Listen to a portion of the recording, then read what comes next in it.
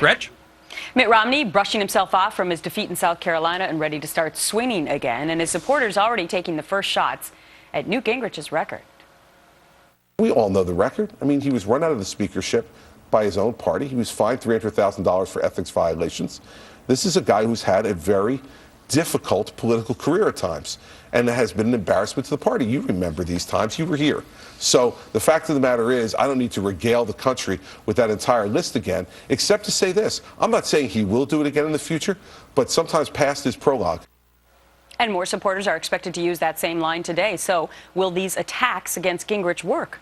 Joining me now are Washington Insider's Republican political strategist and partner at the Prosper Group, Tyler Harbor, and former Deputy Finance Director for the DNC and founder of Mercer and Associates, David Mercer. Good morning to you, gentlemen.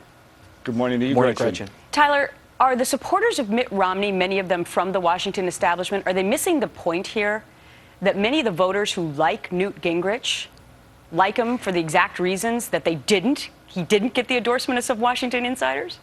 Well, it could be, but the exit poll coming out of South Carolina was very clear. Voters are going to give Newt a pass on his personal baggage, and they're rewarding him for his debate performance. And I think that Romney and Team Romney at large is looking for a way to get back in the game here. And the only way to get back in the game is to try to link Newt back to being an insider, back to being part of the Washington establishment. And frankly, it probably will work to some degree, but this race is far from over. Mm-hmm. Well, that was proven on Saturday night. David, let me ask you this question. Are the negative attacks that Mitt Romney launched in Iowa, when he breaks them out again down in Florida, is it going to work? Well, I think what you saw with Chris Christie on Meet the Press yesterday is handing that task over to surrogates.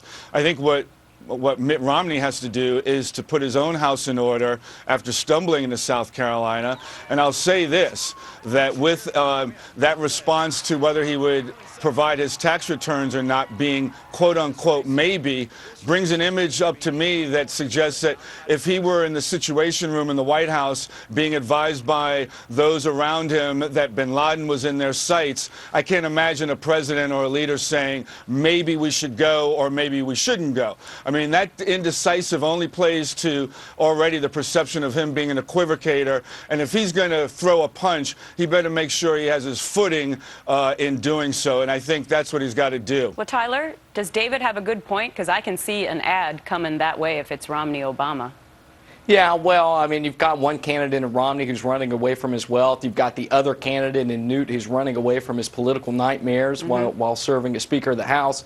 I mean, either way you cut it, there are great things to say negative about both these guys. But both of these guys, at least from a Republican point of view, are much better than the president we have now. Because, David, won't President Obama, speaking of running, won't he be running away from his record the last 3 years?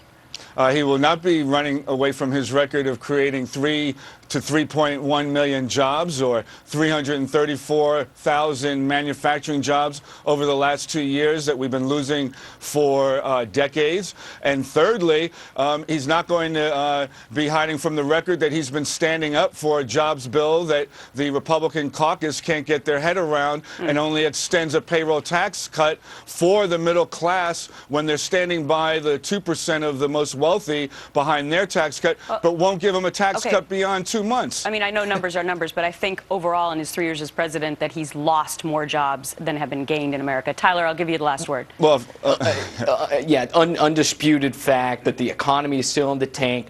The Obama administration's really struggled to come up with solutions. And any way you cut it, Newt Gingrich or Mitt Romney would be a significantly better president than Barack Obama. But the fight that you're seeing going on in the Republican primary is a fight of passion. It's a fight to see who's going to take on the man and ultimately take him down. With a lot of blood on the floor. Well, many people say it's a no way to get somebody in shape, shall I say, for the boxing match that will be Republican-Democrat come November. We look forward no doubt.